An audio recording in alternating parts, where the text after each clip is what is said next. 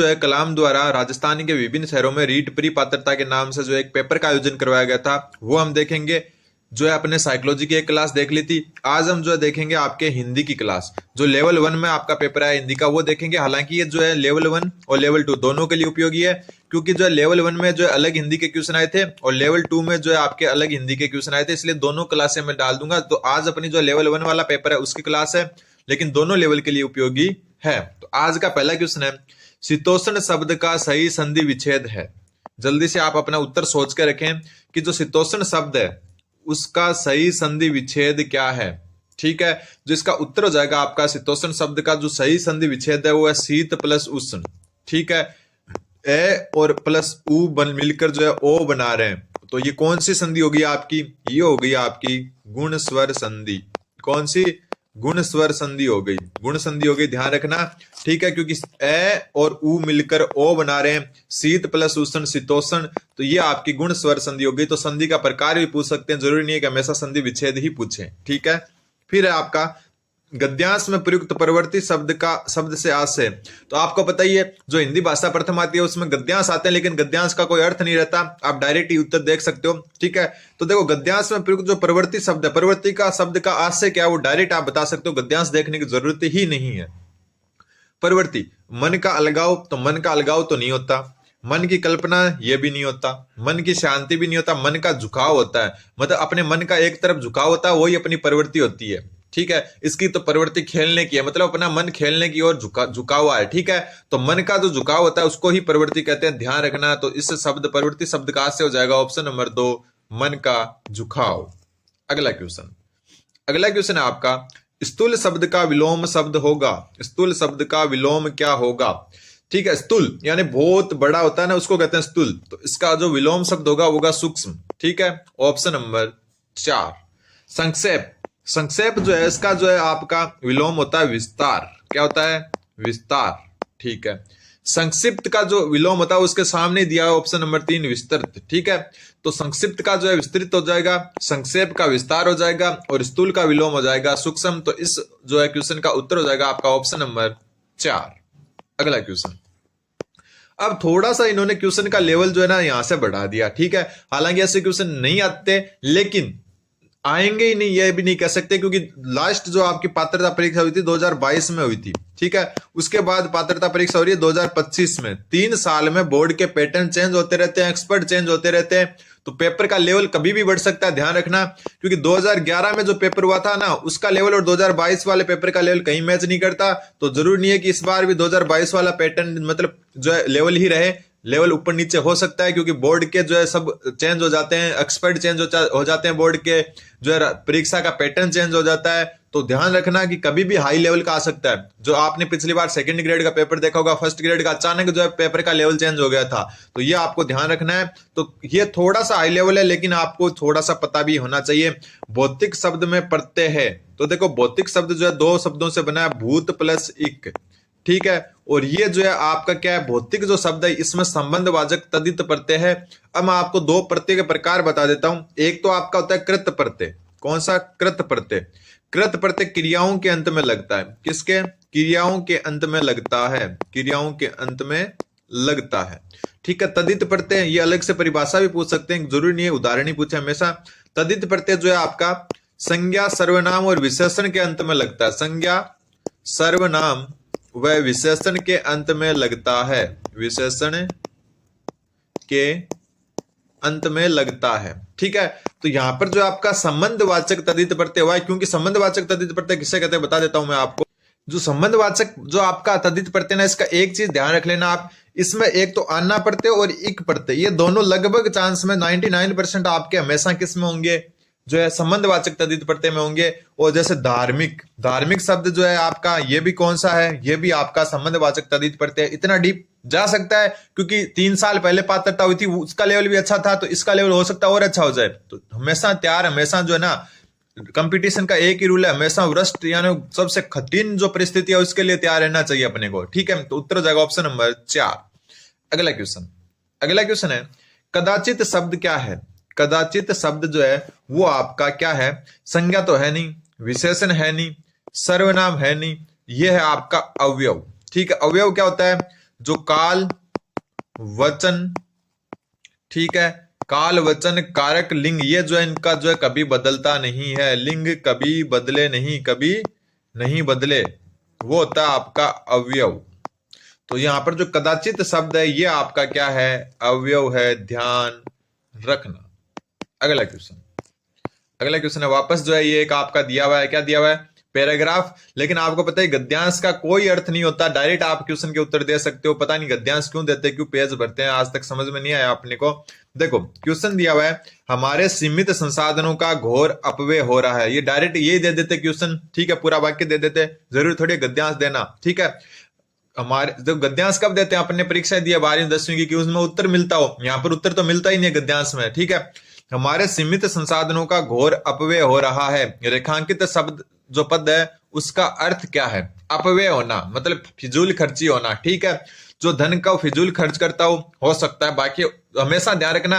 अब आप क्या करते हो, ज्यादातर स्टूडेंट, हालांकि सही भी हो जाता है गलत भी हो जाता है, आप माना कि आपने पढ़ा अपव्यय और आप पहला ही ऑप्शन पढ़ते हो जो धन का फिजूल खर्च करता हो, और आप उत्तर मान लेते हो, हाँ ये हो सकता है उत्तर हो, लेकिन अपने को ऑप्शन चारों पढ़ने, हमेशा ध्यान रखना। जो धन को कम खर्च करता हो ये तो है नहीं, ठीक है। कम या नपा तुला भोजन करने वाला, तो भोजन का तो यहाँ कोई है ही नहीं लेना देना। आवश्यकता से अधिक धन संपत्ति एकत्रित करना ये भी नहीं है, तो अपव्यय आपका ऑप्शन नंबर 1 हो जाएगा। ऑप्शन हमेशा चारों पढ़ने, भले उत्तर पहले में मिल जाए, ठीक है। तो धन को फिजूल खर्च करता हो ऐसा, इसको कहते हैं अपव्यय, ठीक है।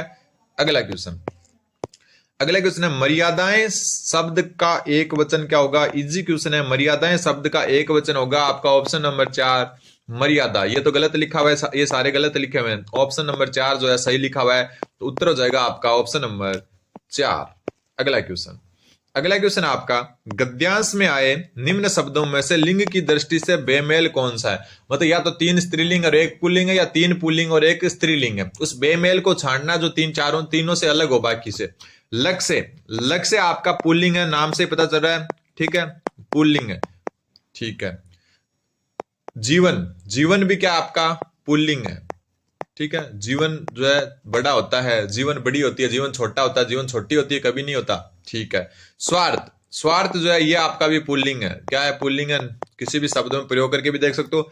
चिंता जो है आपकी वो है आपके स्त्रीलिंग, चिंता जो शब्द है वो आपका है स्त्रीलिंग, ठीक है। मुझे चिंता होती है, मुझे चिंता होता है, कभी नहीं बोलते अपन, तो ये इसका सही उत्तर हो जाएगा। क्यों, क्योंकि बाकी तीनों जो है पुल्लिंग का बोध करवा रहे हैं, जबकि चिंता शब्द है वो स्त्रीलिंग का बोध करवा रहे हैं, और यहां पर बेमेल छाड़ना था, तो बेमेल है आपका ऑप्शन नंबर 3। अगला क्वेश्चन, अगला क्वेश्चन है देखो, जीवन स्तर का ये बढ़ता अंतर आक्रोश और अशांति को जन्म दे रहा है, रही है, वाक्य में कौन सा काल है। ध्यान रखना, ये बात मैं बता चुका, जहां भी रहा है रही है आ जाए, रहा है जो प्रेजेंट कंटिन्यूअस टेंस होता है ना अपने इंग्लिश में, ठीक है, रहा है, रही है, रहे हैं, तो ये रहा है मतलब अभी भी हो रहा होगा, मतलब जीवन स्तर का ये बढ़ता अंतर आक्रोश और अशांति को जन्म दे रहा है। तो ये रहा है, रही है मतलब अभी पूर्ण नहीं हुआ है, तो इसको अपूर्ण वर्तमान काल कहेंगे, ध्यान रखना। और कई बार यहाँ पर ऐसे आ जाए रहा था, रही थी, ठीक है, ये आ जाए रहा था, रही थी, तो ये हो जाएगा अपूर्ण भूतकाल। ये रहा शब्द आते ही ध्यान रख लेना, अपूर्ण पर चले जाना और उत्तर कर देना, इसको ध्यान रखना। अगला क्वेश्चन, अगला क्वेश्चन आपका अस्मिता शब्द का उपयुक्त अर्थ क्या है। अस्मिता बहुत अच्छा शब्द है, उसका जो उपयुक्त अर्थ क्या है, गुणवत्ता नहीं होता, फैलाव नहीं होता, आक्रोश नहीं होता। अस्मिता मतलब एक प्रकार का अभिमान होता है, इज्जत होती है, ठीक है, इज्जत, अभिमान या अस्मिता, ठीक है। तो ये ध्यान रखना, अपने जो गर्व या जो कुछ भी कह सकते हो उसको, अस्मिता पर जो खतरा नहीं होना चाहिए, यानी कि अपने गर्व या अभिमान पर खतरा नहीं होना चाहिए, तो उत्तर इसका हो जाएगा ऑप्शन नंबर 1। अगला क्वेश्चन, अगला क्वेश्चन है, ये भी थोड़ा सा जो है हाई लेवल क्वेश्चन है कि रमेश जो पढ़ता है अच्छा पढ़ता है में प्रयुक्त उपवाक्य है, ठीक है, कौन से प्रकार का ये उपवाक्य है। ध्यान, एक बात ध्यान रखना, उपवाक्य होते हैं 3 प्रकार के, कितने प्रकार के, 3 प्रकार के, और तीनों के तीनों दिए हुए नाम, संज्ञाश्रित, विशेषणाश्रित और क्रिया विशेषणाश्रित उपवाक्य, ठीक है। यहां पूछा यह है कि जो आपका रमेश जो पढ़ता है अच्छा पढ़ता है, ये किस प्रकार का उपवाक्य है, ठीक है। अब देखो आपको मैं बता दूं, जो संज्ञा उपवाक्य होता है ना, संज्ञा उपवाक्य, संज्ञाश्रित उपवाक्य भी कह सकते हो, इसमें प्रधान वाक्य की संज्ञा के रूप में सहायता करता है। जो दूसरा वाक्य होता है ना, ये वाला, यह संज्ञा के रूप में सहायता करता है। और जो विशेषण आश्रित उपवाक्य होता है वो क्या करता है, संज्ञा या सर्वनाम की विशेषता बताता है। यानी वो जो उपवाक्य कौन सा हो गया, ये वाला जो उपवाक्य है वो पहले वाक्य की जो है विशेष, जो मतलब पहले वाक्य के जो आपके संज्ञा है या सर्वनाम है या विशेषण है उनकी क्या बताता है, विशेषता बताता है। तो देखो, रमेश जो पढ़ता है अच्छा पढ़ता है, ठीक है, रमेश जो पढ़ता है अच्छा पढ़ता है, ये आपका होगा विशेषणाश्रित उपवाक्य। क्यों, क्योंकि जो यहाँ पर जो उपवाक्य रमेश की विशेषता पढ़ाता है कि वो जो भी पढ़ता है वो अच्छा पढ़ता है, ठीक है। इन चीजों को अगर आपने सही से नहीं पढ़ा तो एक बार जो है नजरों से जरूर निकाल लें। तो इसका उत्तर हो जाएगा आपका ऑप्शन नंबर 2। अगला क्वेश्चन है फिर आपका ये ऐसे क्वेश्चन आते हैं, देखो 42वां क्वेश्चन, ये कोई हार्ड नहीं मान सकते अपन। ये क्वेश्चन आते हैं, बच्चों ने गाना गाया, क्या किया, बच्चों ने गाना गाया, वाक्य किस प्रकार का है, क्या वो कर्मवाच्य है, कर्तवाच्य या भाव प्रधान वाच्य है। ठीक है, तो ध्यान रखना, बच्चों ने गाना गाया, किसने गाया, बच्चों ने, तो कर्ता महत्वपूर्ण है, उत्तर हो जाएगा इसका कर्तवाच्य। जिसमें कर्म प्रधान हो वो कर्म वाक्य होता है, कर्म वाच्य या कर्म प्रधान वाक्य होता है, और जिसमें भाव प्रधान हो वो भाव प्रधान वाक्य होता है। लेकिन इसमें बच्चों ने गाना गाया, बच्चा मतलब कर्ता प्रधान वाक्य, तो इसमें हो जाएगा कर्त प्रधान है, उत्तर हो जाएगा ऑप्शन नंबर 1। फिर आता है आपका ये जो 43वां क्वेश्चन, ये अच्छा क्वेश्चन है। देखो यहाँ पर अच्छा किस लिए वो मैं बता देता हूं। असंगत विकल्प का चयन करना है। विस्मयादि बोधक चिन्ह तो ये होता है, सबको पता है, सबसे सरल यही होता है। योजक चिन्ह ये होता है जो आता है ना, माता पिता, ऐसे बीच में लिखते हैं माता पिता, यानी दो शब्दों को जोड़ने वाला, ये तो ये होता है योजक चिन्ह। ठीक है, विवरण चिन्ह ऐसे होता है जैसे उद्देश्य, कोई नाम लिख दिया अपन ने और उद्देश्य लिख रहे हैं ऐसे करके कि उद्देश्य क्या है। ठीक है, जैसे लिख दिया विषय और फिर उसका विवरण दे देंगे विषय क्या है। ठीक है, उत्तर क्या हो गया, अब आपको पता चल गया ये 3 सही है, तो चौथा इसका उत्तर हो गया अर्ध विराम। ये नहीं होता, ये जो कोमा होती है ना, इसको कहते हैं अल्प विराम। क्या कहते हैं, अल्प विराम। ठीक है, उत्तर हो गया ऑप्शन नंबर 1। लेकिन फिर अर्ध विराम किसे कहेंगे, अर्ध विराम देखो, ये अल्प विराम और अर्ध विराम में दोनों में अंतर है। अर्ध विराम देखो ऊपर बिंदी और नीचे कोमा, ये होता है आपका अर्ध विराम, और ये अकेली कोमा आती है वो होती है अल्प विराम। तो ये उत्तर हो गया आपका ऑप्शन नंबर 1। अगला क्वेश्चन है, कौन सा शब्द अवयव नहीं है, कौन सा शब्द अवयव नहीं है। तो जो इसका उत्तर हो जाएगा आपका ऑप्शन नंबर 1 ध्यान। ठीक है, ध्यान शब्द जो आपका अवयव नहीं है। अवयव के बारे में अपन बात कर चुके। अवयव मतलब जिसको तोड़ा नहीं जा सके। ठीक है, जिसको जो है तोड़ा नहीं जा सके, मतलब एक प्रकार से लिंग, काल, कारक और वचन के आधार पर जिसको चेंज नहीं किया जा सकते वो अवयव होते हैं। तो यहाँ पर अवयव नहीं पूछा है, तो उत्तर हो जाएगा ध्यान। अगला क्वेश्चन, ये क्वेश्चन देखो थोड़ा सा, देखो ये असंगत विकल्प बताना है आपको। यहाँ पर देखो सबसे पहले जो है यहाँ पर एक तरफ मुहावरे या लोकोक्ति दी हुई है और सामने बताया गया ये मुहावरा या लोकोक्ति। अपने को गलत बताना है इसमें से कि कौन सा गलत है। ओस चाटे प्यास नहीं बुझती, ये आपका मुहावरा नहीं है, ये आपकी लोकोक्ति। ठीक है, अभी देखेंगे कैसे पता चलेगा ये क्या है, आपकी लोकोक्ति। तो ये इसका सही उत्तर हो जाएगा। 1.5 चावल की खिचड़ी पकाना, ये आपका है मुहावरा। जहां फूल वहां कांटा, ये आपकी लोकोक्ति है। और चूहे बिल्ली का बेर यहाँ पर जो है होना चाहिए, चूहे बिल्ली का बेर होना, ये मुहावरा है। ठीक है, कारण क्या है मैं बता देता हूं आपको कि जो आपके लोकोक्ति होती है ना, वो अपने आप में एक वाक्य होती है, जबकि जो आपका मुहावरा होता है ना वो ज्यादातर ना से खत्म होता है। किससे, ना से। जैसे ये चूहे बिल्ली का बेर होना था लेकिन ये होना नहीं लिखा हुआ, तो ये आपका मुहावरा हो गया। और पक्का ना, ये आपका मुहावरा हो गया, ये लोकोक्ति है। और ये भी आपको जो है ओस चाटे प्यास नहीं बुझती, ये लोकोक्ति है, क्योंकि इसका अपने आप में अर्थ है, अपने आप में ये वाक्य है। तो उत्तर हो जाएगा इसका ऑप्शन नंबर 1। अगला क्वेश्चन है, शेर की तरह दहाड़ने वाले आप, ये रेखांकित शब्द है। आज भिग्गी बिल्ली बन गए, रेखांकित पद में कौन सा पदबंध है। तो ये जो है मैं आपको बता चुका। देखो शेर की तरह दहाड़ने वाले आप क्या होता है, आप होता है आपका सर्वनाम। ठीक है, क्या होता है, सर्वनाम। तो ये जो है आपका क्या हो जाएगा, सर्वनाम पदबंध। ध्यान रखना, शेर की तरह दहाड़ने वाले आप शब्द होता है सर्वनाम, तो ये हो गया आपका सर्वनाम पदबंध। ठीक है, मतलब जो है शेर की तरह कौन दहाड़ रहा है, आप दहाड़ रहे हो, तो ये पूरा पदबंध किसकी तरफ इशारा कर रहा है, आपकी तरफ। और आप क्या होता है, मतलब पदबंध किसे कहते हैं? जैसे सर्वनाम पदबंध किसे कहेंगे? जो पूरा वाक्य या जो पूरा का पूरा जो शब्द है या फिर जो शब्दों का पूरा युग्म है वो किसी जो है सर्वनाम का बोध करवाए। तो यहां पर हो रहा है कि शेर की तरह दहाड़ने वाले आप, यानी कि कौन दहाड़ रहा है शेर की तरह? आप। तो उत्तर क्या हो जाएगा? सर्वनाम पदबंध। अगला क्वेश्चन है, निम्नलिखित में से हर्बटीय उपागम से संबंधित कौन सा कथन असत्य है? ठीक है, सबसे पहले इस उपागम के जनक जॉन फ्रेडरिक हर्बर्ट थे। बिल्कुल सही बात है। इस उपागम में 5 सोपानों का अनुसरण किया जाता है। बिल्कुल, कौन कौन से 5 जो आपके सोपान है वो मैं बता देता हूं, लाइन से याद रख लेना। पहला योजना, या जिसको प्रस्तावना भी कहते हैं, योजना या प्रस्तावना। ठीक है। दूसरा जो है इसमें वो ध्यान रखना, प्रस्तुतिकरण, प्रस्तावना प्रस्तुतिकरण। ठीक है। तीसरा जो इसमें होता है तुलना, 1 मिनट सही लिख देता हूं। तीसरा जो होता है वो होता है तुलना। ठीक है। चौथा जो होता है इसमें वो होता है सामान्यीकरण, तुलना सामान्यीकरण। ठीक है। और फिर जो आपका 5वां होता है वो होता है मूल्यांकन या अनुप्रयोग। मूल्यांकन, इसी को कहते हैं अनुप्रयोग। ये होते हैं 5 पद हर्बटीय पंचपदी के। ठीक है। तो यहां पर जो है 5 सोपान होते हैं। बिल्कुल सही बात है। अब देखो उत्तर तो आपको कॉमन सेंस से पता चल जाएगा, 50-50 में है। कैसे है? ये उपागम स्मृति स्तर के शिक्षण पर आधारित है और ये उपागम बोध स्तर के शिक्षण पर आधारित है। यहां ही पता चल जाएगा कि इनमें से 2 उत्तर है, क्योंकि या स्मृति पर है तो बोध पर नहीं हो सकता, बोध पर है तो स्मृति पर नहीं हो सकता। तो यहां पर उत्तर क्या होगा वो ध्यान रख लेना। उत्तर हो जाएगा ऑप्शन नंबर 4। ये बोध स्तर पर आधारित नहीं है, ये स्मृति स्तर पर आधारित है। ध्यान रखना, ये चीज नई भी सीखने को मिली आपको। बोध स्तर के शिक्षण पर आधारित नहीं है, ये स्मृति शिक्षण पर आधारित है। तो उत्तर तीसरा तो सही है, चौथा क्या गलत है? तो अपने को असत्य पूछा था, तो ऑप्शन नंबर 4 हो जाएगा। अगला क्वेश्चन है आपका, जो आपको सुमेलित करना है कलर से जो कर लेते हैं। सबसे पहले गद्य शिक्षण। जो गद्य शिक्षण है उसकी जो सामने विधियां दी हुई है उसमें से कौन सी विधि है? तो गद्य शिक्षण की मौन वाचन, यानी मन ही मन पढ़ना जो है गद्य शिक्षण की उपयुक्त विधि है। ठीक है। कलर करते हैं चेंज, उत्तर करते हैं चेंज। रचना शिक्षण। रचना शिक्षण की कौन सी विधि होती है?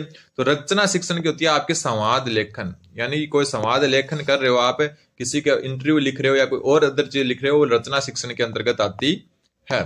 फिर बात करते हैं अपन व्याकरण शिक्षण की। किसकी? व्याकरण शिक्षण की। और व्याकरण शिक्षण की विधि इसके सामने ही दी हुई है। कौन सी विधि? आपकी आगमन विधि। ठीक है। फिर अपन बात करते हैं और अगले की, वो है आपकी पद शिक्षण। यह हम कहते हैं कविता, पद यानी कि कविता शिक्षण। और कविता शिक्षण की विधि आपकी रसास्वादन विधि, ऑप्शन नंबर 1। तो ये आपकी प्रमुख विधियां हैं। देखो जिस कलर में जो लिखी है उससे वही मेल खा रही है। गद्य शिक्षण मौन वाचन, रचना शिक्षण संवाद लेखन, व्याकरण शिक्षण आगमन विधि। ठीक है। और पद या कविता शिक्षण रसास्वादन विधि। तो ये आपके सामने जो है मेल खाई हुई है। अगला क्वेश्चन है खंडवान्वय विधि जो है, सॉरी खंडान्वयन विधि है, उसका दूसरा नाम क्या है? खंडान्वय विधि जो है उसका दूसरा नाम आपको पता है कौन सी विधि है? प्रश्नोत्तर विधि है।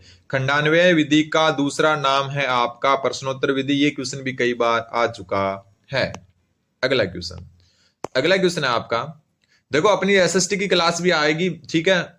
क्लास रिकॉर्ड की हुई है, लेकिन क्या है ये बीच में जो है कलाम का टेस्ट आ गया, इसको भी सॉल्व कराना जरूरी है, क्योंकि सभी बोल रहे थे कि इसका जो है आप जल्दी से सॉल्यूशन करवा देना। ठीक है।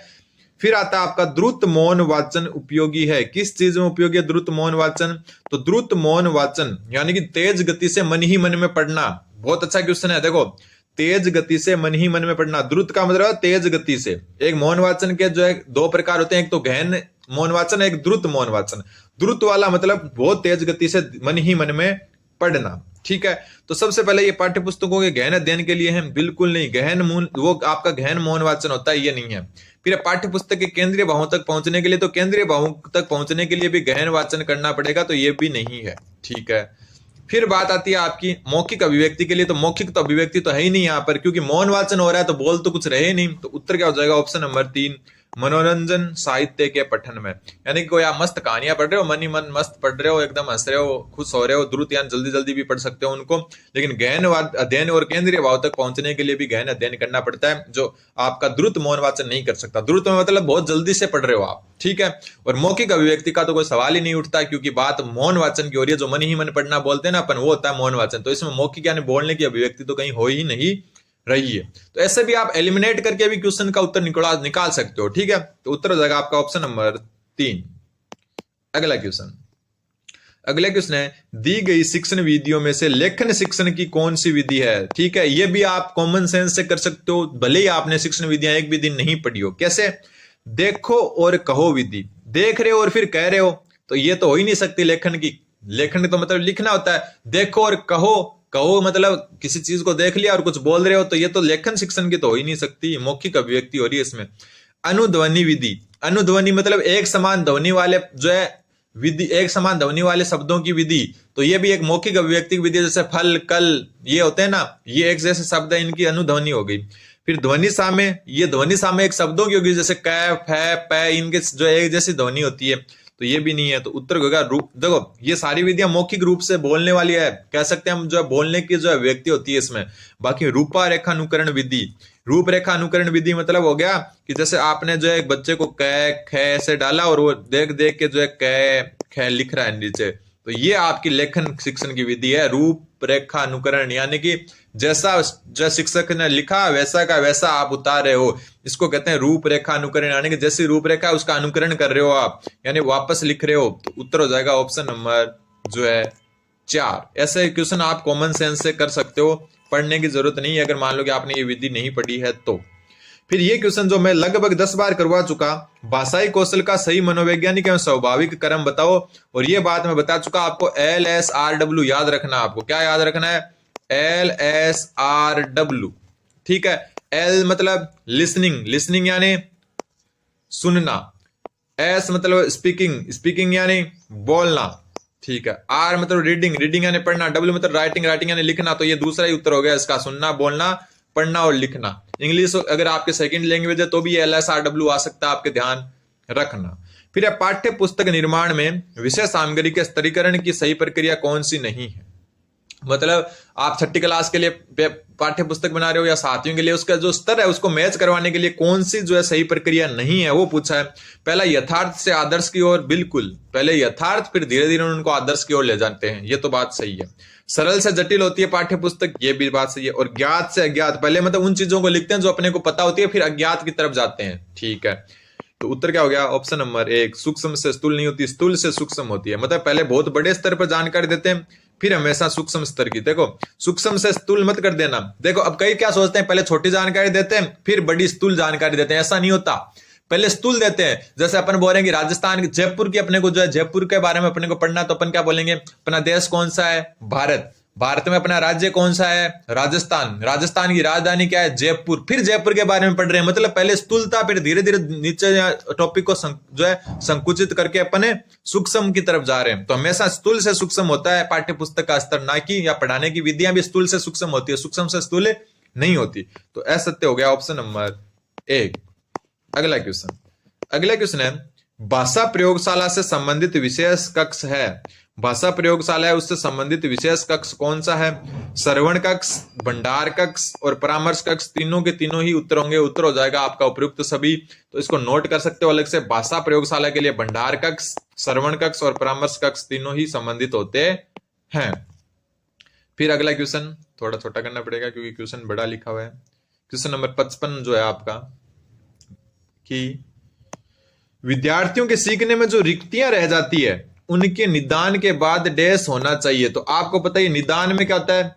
कारणों का पता लगाया जाता है कि ये रिक्तियां क्यों रही, अधिगम कठिनाई के कारणों का पता लगाया जाता है। और निदान के बाद क्या होता है? उपचार होता है। तो देखो अब सघन अभ्यास भी नहीं होगा, सभी पाठों को व्यवस्थित रूप से दोहराव भी नहीं होगा, शिक्षार्थी अभिभावकों से उपलब्धि के बारे में चर्चा भी नहीं होगी, समुचित उपचारात्मक कार्य होगा। क्यों? क्योंकि निदान हो गया मतलब कारणों का पता लग गया, तो अब इनका उपचार करो, उन कारणों को दूर करो। तो निदान जो होता है वो उपचार का क्या होता है? आधार होता है। तो निदानात्मक परीक्षण उपचारात्मक कार्य का आधार होता है। तो निदान के बाद हमेशा क्या होगा?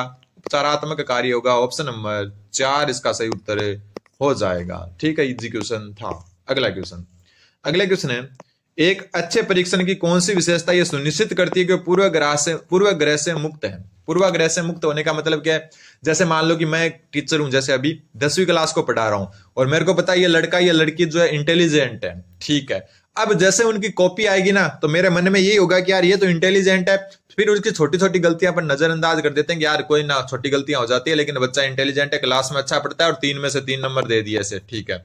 लेकिन कौन सा जो परीक्षण है जो पूर्वाग्रह से मुक्त है, कौन सी जो विशेषता परीक्षण की जो पूर्वाग्रह से मुक्त है, मतलब पहले से नहीं फिक्स कर सकते कि ये इंटेलिजेंट है तो इसके ज्यादा नंबर ही आएंगे आपको, ठीक है।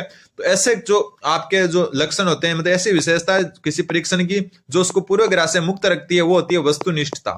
यानी अभ्यासाध्य वाले क्वेश्चन होते हैं ये वस्तुनिष्ठ होते हैं, कारण कि यहां से आप चाहे कोई इंटेलिजेंट है कोई कमजोर है, आप जो आप चेक कर रहे हो, मतलब जो टीचर है उसका कोई रोल नहीं है, ठीक है। जैसे ओएमआर शीट चेक कर रहे हैं तो कोई रोल नहीं है टीचर का कि ये यार ये बच्चा अच्छा पढ़ता था 12वीं में, इसको जो है हम सेकंड ग्रेड टीचर बना देते हैं, ऐसा नहीं होता। क्यों? क्योंकि आपने ओएमआर में क्या भरा है। अगर ये लिखित परीक्षा होती तो उसमें वस्तुनिष्ठता नहीं होती, उसमें आप अपने हिसाब से यार कहते यार ये इस बच्चे को जानता हूं मैं, अच्छा है, ये अनुशासन रहता है, तो अनुशासन का कोई लेना देना नहीं होता कि वो अच्छा ही करे, तो ऐसे 3 नंबर दे देते हैं अपन। तो ध्यान रखना वो गुण क्या होता है, वस्तुनिष्ठता होता है, जो पूर्वाग्रह से क्या होता है, मुक्त होता है। फिर अगला क्वेश्चन, सर्व दृश्य सामग्री या दृश्य सर्व सामग्री के संबंध में असत्य कथन बताना है। सबसे पहला साध्य के रूप में प्रयुक्त होनी चाहिए, तो पहला ही असत्य होगा। क्यों? क्योंकि ये जो है आपके साधन के रूप में होती है। मतलब साधन क्या हो गया, जिसका उपयोग हम जो है शिक्षण में करते हैं वो हो गया साधन। साध्य क्या होता है, जिसके लिए हम पढ़ते हैं, मतलब जो चीजें अपने को चाहिए, टारगेट होता है ना एक का, वो होता है साध्य, और साधन उस टारगेट तक पहुंचने का जरिया होता है। तो दृश्य सर्व सामग्रियां आपका साधन है, ना कि साध्य, तो पहला ही गलत हो गया। बाकी देखो सुंदर, आकर्षक, रुचिकर होनी चाहिए, बिल्कुल होनी चाहिए, साधन के रूप में प्रयुक्त होनी चाहिए, देखो ये रहा, तो बिल्कुल सही है। छात्र के मानसिक स्तर के अनुरूप होनी चाहिए, बिल्कुल पहला क्या हो गया, गलत हो गया।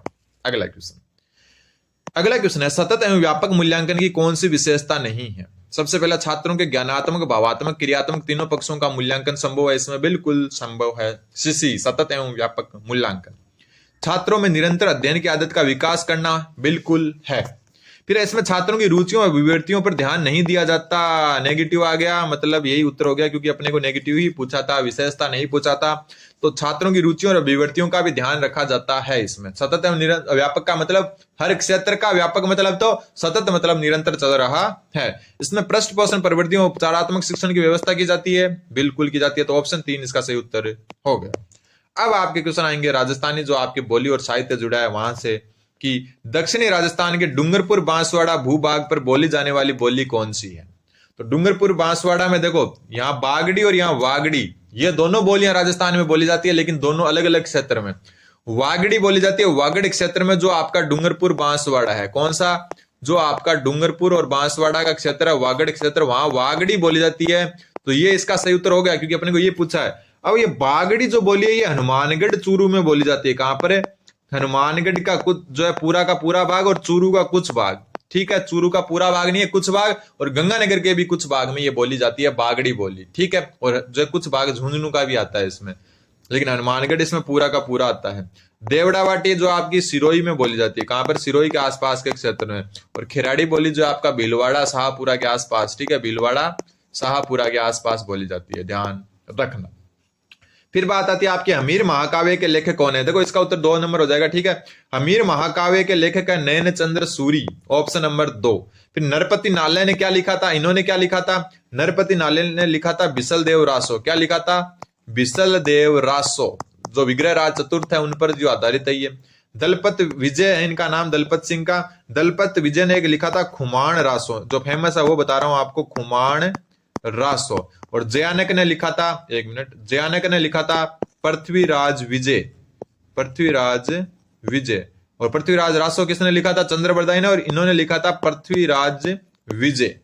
तो ये आपके 30 क्वेश्चन जो लेवल 1 वाले पेपर में आए थे हिंदी के, वो थे। उम्मीद आपके समझ में आए होंगे। चैनल को सब्सक्राइब करें। अब जो लेवल 2 वाले में पेपर में भी हिंदी अलग आई थी ना, हालांकि दोनों लेवल, ये वाली भी लेवल 2 के लिए उपयोगी है और वो वाली भी लेवल 1 के लिए उपयोगी है, लेकिन जो 1-2 टॉपिक ऊपर नीचे हैं, प्लस जो है आपका अलग अलग जो है पेपर में अलग अलग आई थी, वो हम जो है अगली क्लास में करेंगे। तब तक आप चैनल को सब्सक्राइब करें।